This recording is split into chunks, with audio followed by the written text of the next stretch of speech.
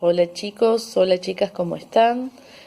Bueno, hoy vamos a trabajar un tema que ustedes vieron desde el Jardín de Infantes, toda la escuela primaria, que es el Virreinato del Río de la Plata, su creación, pero lo voy a aprovechar para enseñarles una técnica de estudio que sería el punteo de las ideas principales para poderlo estudiar. Vamos a hablar específicamente de la organización de las colonias españolas. Durante el siglo XVI, España había colonizado vastos territorios de América. El rey era el que dominaba todas estas extensiones y la gran cantidad de extensiones hacía imposible de gobernar, por lo cual el rey tuvo que tomar la decisión de crear virreinatos. Entonces dividió a América en dos virreinatos. El virreinato de Nueva España, cuya capital se encontraba en México, fue creado en el año 1535, y el virreinato del Alto Perú, cuya capital se hallaba en Lima y fue creado en el año 1543. La autoridad máxima acá en América era el virrey. Y el virrey tenía decisiones, o sea, tomaba decisiones políticas, económicas y militares. Pero no estaba solo, estaba acompañado por otras instituciones que lo ayudaban a gobernar. Esas instituciones eran las audiencias, que era la máxima instancia de justicia, los corregimientos, que eran unidades administrativas pequeñas para las ciudades y áreas rurales, y los que ustedes conocen y siempre ven las imágenes el 25 de mayo, que son los cabildos, que administraba la ciudad. Quiero dejar algo claro, por si no se entiende, que si bien el virrey tomaba las decisiones políticas, económicas y militares acá en América, esas decisiones políticas, económicas y militares eran las que mandaba el rey desde España, o sea, el virrey no podía asumir decisiones propias si no eran autorizadas por el rey.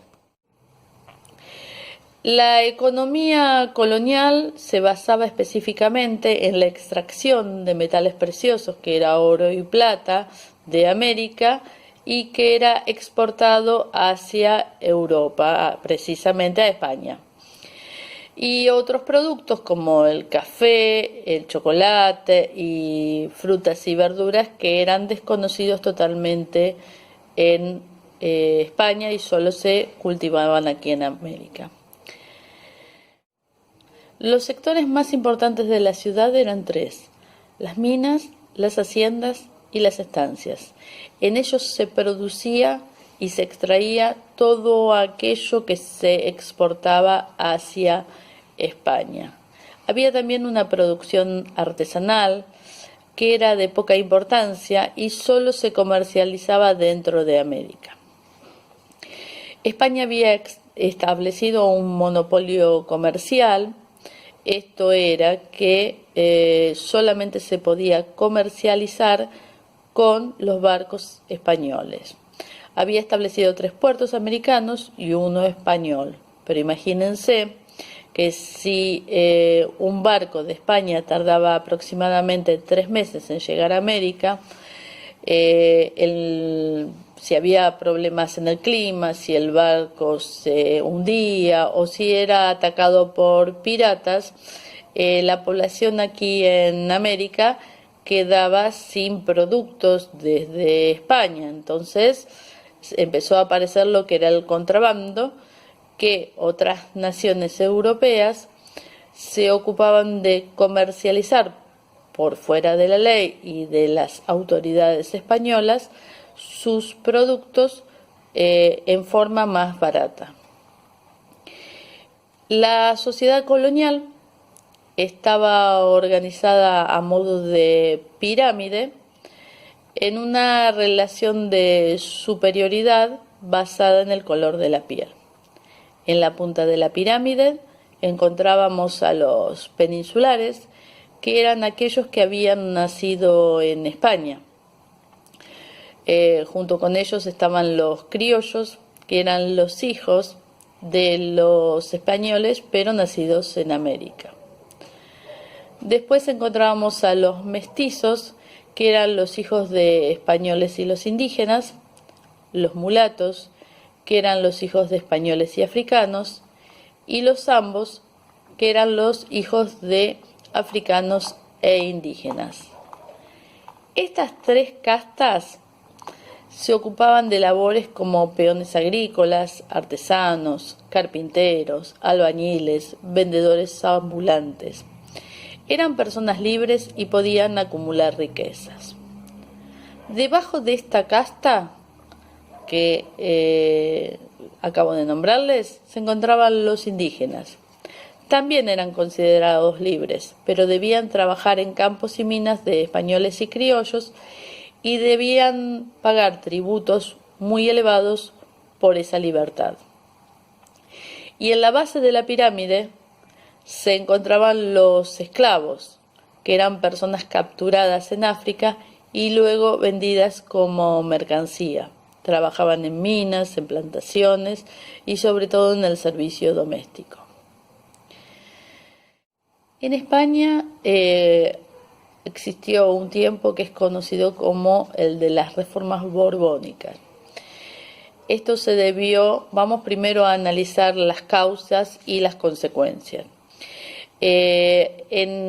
Había una crisis política y económica, dificultades para controlar el comercio en las colonias, el sistema de recolección de impuestos era insuficiente, las amenazas de algunas potencias europeas, la muerte de Carlos II sin dejar herederos, y entonces aparecen dos dinastías europeas que quieren tomar el poder de España. Por un lado los Borbones, que pertenecían a la Casa de Francia, y por el otro lado la dinastía Hamburgo, que pertenecía a la Casa de Alemania.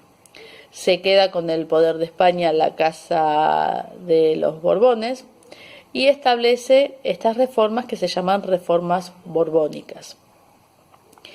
Lo que buscan es recuperar el control de las colonias y obtener mejores beneficios de ellas. Dividen el virreinato del Perú en dos. Uno se llama Nueva Granada, que se pone su capital en Bogotá en 1717, y el otro es el del virreinato del Río de la Plata, que establece su capital en Buenos Aires en 1776 y establece las intendencias, que tienen atribuciones políticas, económicas y militares. Hace un control estricto del nombramiento de los funcionarios. Solamente podían ser peninsulares, o sea, españoles. No permitían que sean criollos porque a veces los criollos no respondían a la voluntad del rey. Crean nuevos impuestos a las colonias y un reglamento de comercio libre, en el cual establecen puertos nuevos, pero siguen manteniendo el monopolio que tiene España con sus colonias. Como les dije anteriormente, cada causa tiene su consecuencia. La corona recupera el control de las colonias, empieza a haber un conflicto con los criollos que quieren y reclaman la posibilidad de tener un cargo público. Aparecen rebeliones en contra del aumento de los impuestos, sobre todo la más resonante es la de Tupac Amaru II en el Perú, que es uno de los primeros en pedir la libertad de América. Buenos Aires comienza a crecer, ya que las autoridades se establecen en la ciudad. Empieza a tomar relevancia el puerto de Buenos Aires y la aduana. Hay un crecimiento y gran prosperidad en la ciudad. Empieza a aumentar la población en la ciudad de Buenos Aires y pasa a ser un centro muy importante del Imperio Español. Hay un gran intercambio de mercaderías dentro de Buenos Aires, pero como siempre sigue existiendo el contrabando.